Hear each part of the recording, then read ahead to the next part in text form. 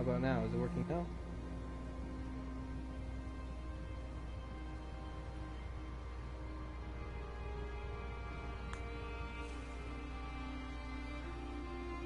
Great, so my mic wasn't working.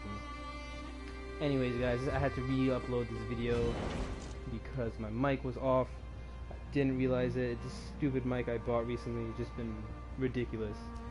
Sometimes it's off, sometimes it's on, and you can't even tell there's not an off and on switch on it. But anyways guys, I have 2 gear sets for this build. I go with Hunting's Rage and also Eternal Hunt, and you can switch them around depending on how you play, what you have, what you're willing to get, and etc, etc. So, showing you the stats here, we have 16,000 magicka, 25,000 health, 31,000 stamina, 3.1k weapon damage, 1900 recovery, and we have about 15 attribute into health and 49 into stamina. The crit's a little bit higher and the health is a little higher because the Emperorship bonus, but that's not a big deal. You'll have about the same stats, maybe health will be a little bit lower. Ideally, you wouldn't want to be a Dark Elf, you'd want to be a Red Guard or even Imperial. These are be much better races for this build. So, showing you my gear, I have a Blood Spawn. It's Veteran 12, which kind of reduces my max stats and my armor.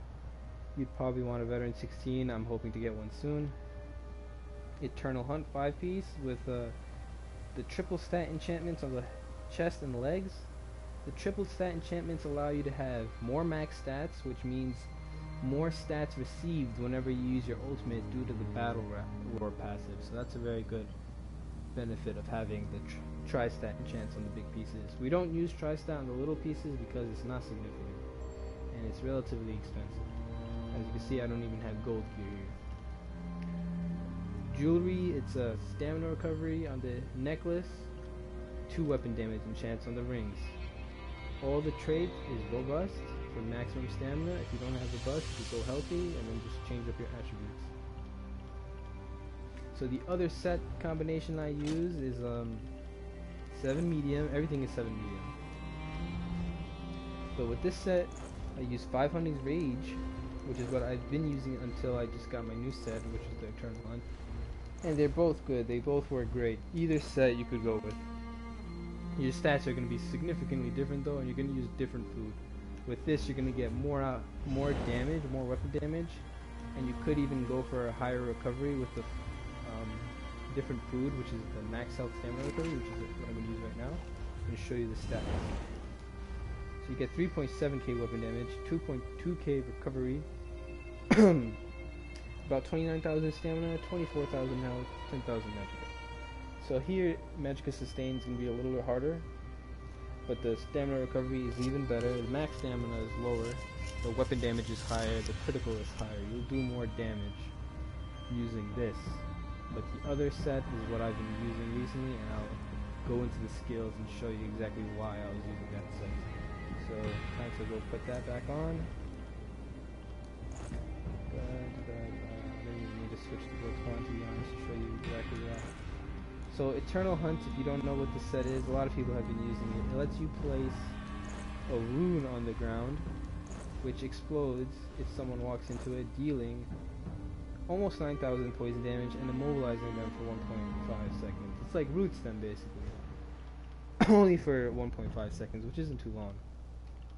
However, it's still beneficial.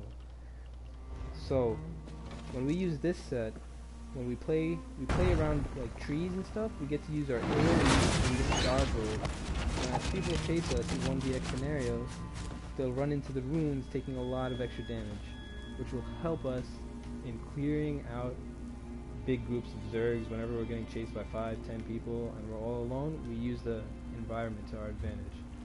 So going into the skills, we have of course Razor Caltrops, which is, I used to use Unstable Flame here, but I recently replaced it with Caltrops, given that a lot of Nightblades go into stealth and you want a big AoE to get them out of stealth so you can take care of them.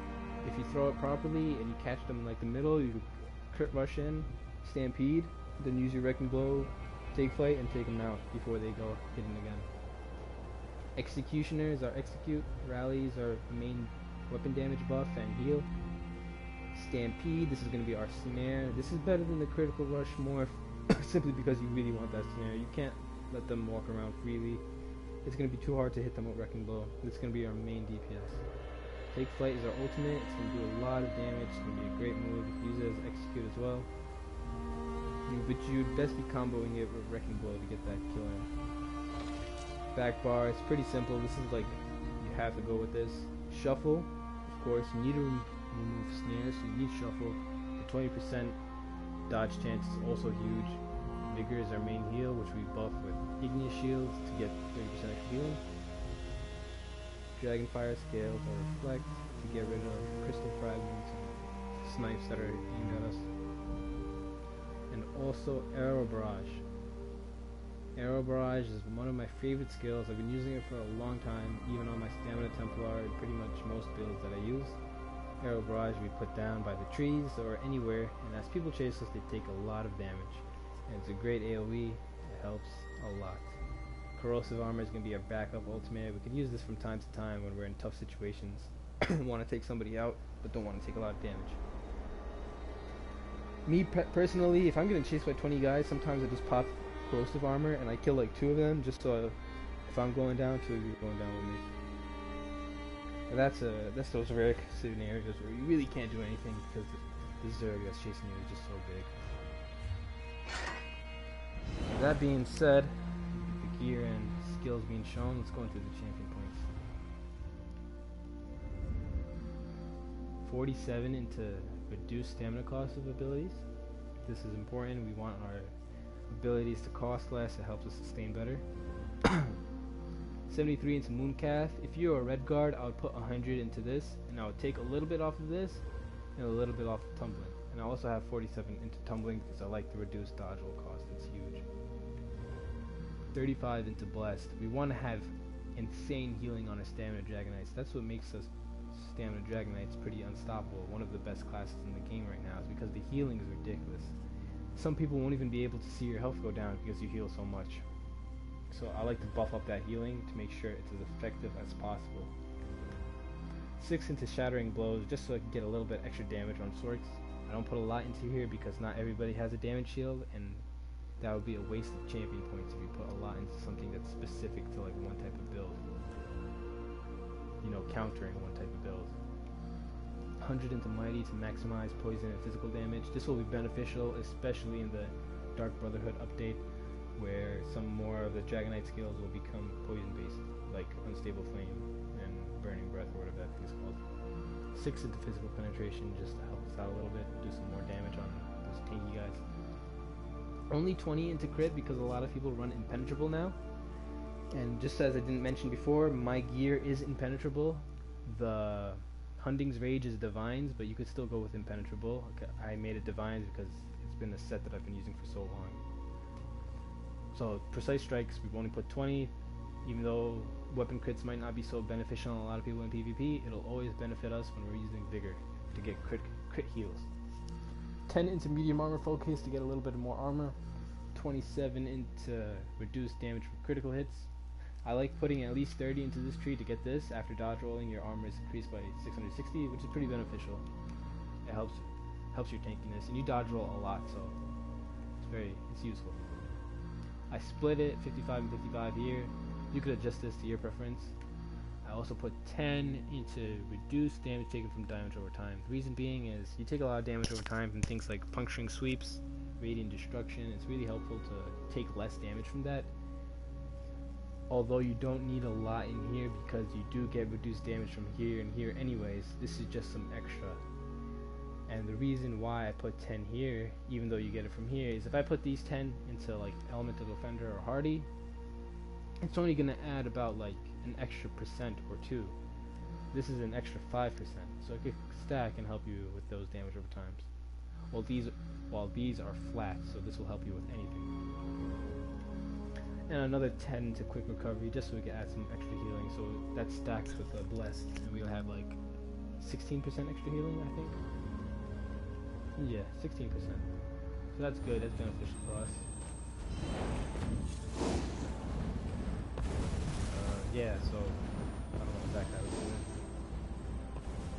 Like I said, you know, Weapons are Maelstrom weapons. You don't need Maelstrom weapons. You could use any gold weapon, and you could put the trait however you prefer. I prefer sharpened. I like the penetration. And my bow is precise, which is also really good. You could have that on your maul as well. Some people like precise on their weapons. Again, just showing you the enchantments. Maelstrom's battle axe gives you the critical rush, which is called the merciless charge effect. It's not that much damage, but it's also the enchant increases your weapon damage, which is good. So if you haven't done Maelstrom Arena, you should try practicing and try to get it done, because these are very beneficial. This also gives you extra weapon damage. But again, any gold weapon, Veteran 16, would help you with this build. Showing the stats. Well, I'm using the wrong food for this character setup right now. I'm supposed to be using Tri-Stat with Eternal Hunt. So again, Eternal Hunt, we use Tri-Stat food. Hunting's Rage, we use Max Health Stamina Recovery. And yeah, that's about it. If you guys have any questions, comments, concerns, let me know. And sorry for the delay of the audio. My microphone wasn't working. I actually had to re-upload this video due to that same fact. So I had to say all this stuff twice. It's not that big of a deal though. Sorry about that once again. So I'll see you guys later, hopefully with a new build. I'm thinking about releasing a build for Stamina Sorcerer soon. And that's it. See you guys.